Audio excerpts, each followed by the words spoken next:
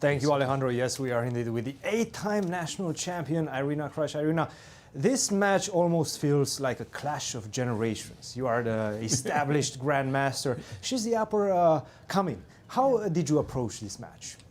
Yeah, that's true. I mean, she's just 14 years old, I think, right? So, I mean, yeah, at some point you're starting to play people that could like be your daughters, right? I mean, it's funny to say that, but you know, I'm kind of used to being the youngest player. I've just been playing for so long. But yeah, I mean, how did I approach this match? You know, just this normal way, looking at her games, you know, getting sort of a profile of what she plays, what kind of position she likes, and then figuring out my strategy. And I think, you know, my idea for this game worked pretty well. It definitely felt like the strategy, especially in the opening, played quite well. Let's look at the game. Where did you feel like you were taking over?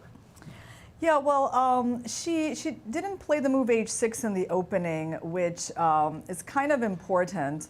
Now, at what point? Yeah, like let's say we go back a couple of moves.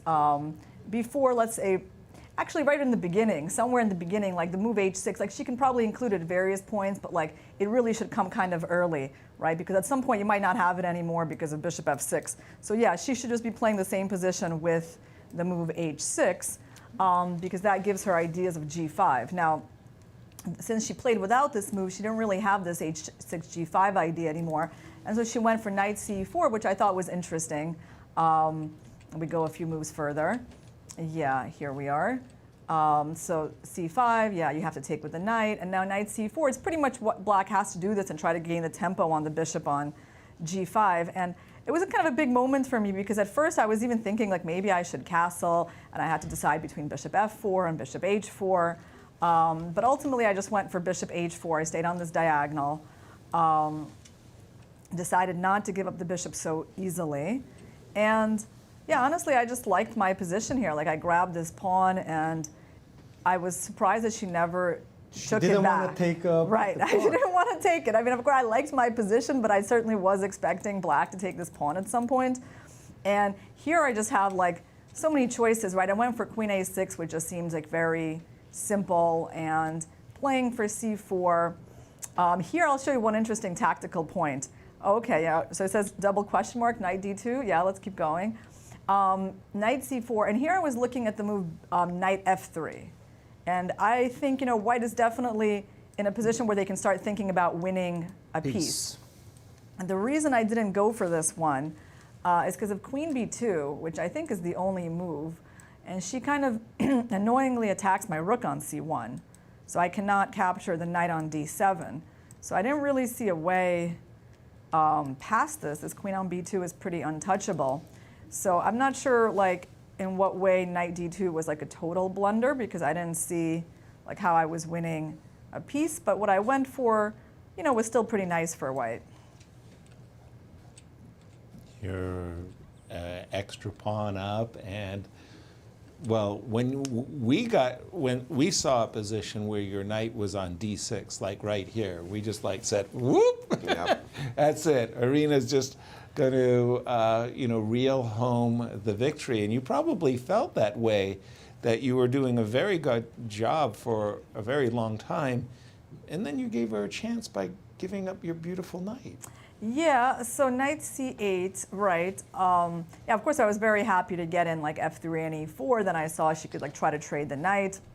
You're killing her bishop by putting the pawns Yeah, on what did I do? I went knight c4. I had this, yeah, funny, I had all these squares I could go with my knight, but then I finally realized, oh, you know, e5 is an interesting square to try to get to. And looks really, really promising. And she went back, I think, to b6, right? And put her bishop on h5, yeah. And somehow, you know, it's not so terrible on h5 because she has ideas of like, let's say, king h8 or king h7 and f6, bishop f7. So this position wasn't as easy for me as like I was hoping it would be. I was deciding here between h3 and h4. Mm-hmm. I went for h3.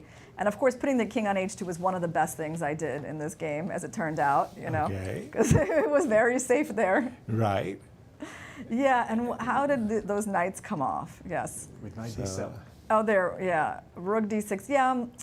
So you're doing everything that you want to do. Yeah, it seemed like everything was going really well. And then, I don't know, where should I have put my knight?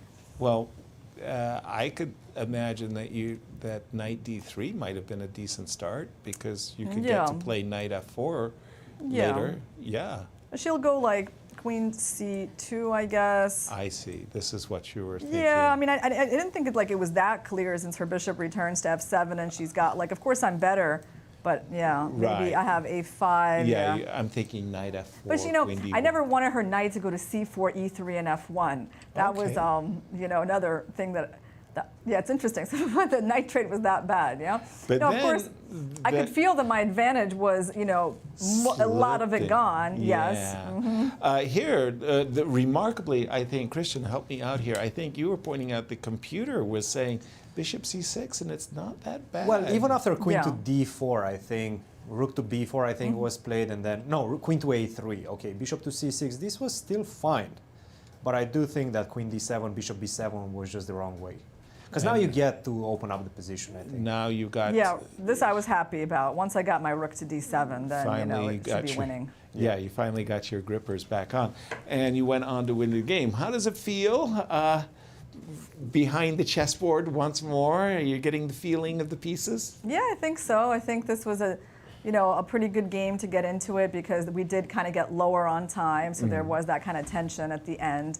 I mean, I managed my time okay, but you know, when you get down to 2 or 3 minutes, you know, you have to be kind of alert, right? And you're not cruising anymore when you've got that little time. So you're, you know, I think it's good to have a little bit of that tension in your first game.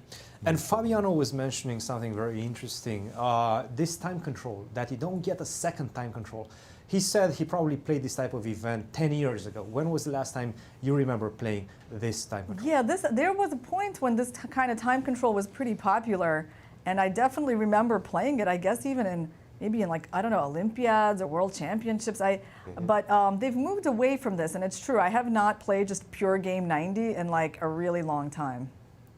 Do you feel any extra pressure with those minutes ticking down? Yeah, I mean, I want my opponents to have less time than me, so it's a little bit less pressure that way. I mean, that's definitely going to be my goal. I think time management is really important with this time control.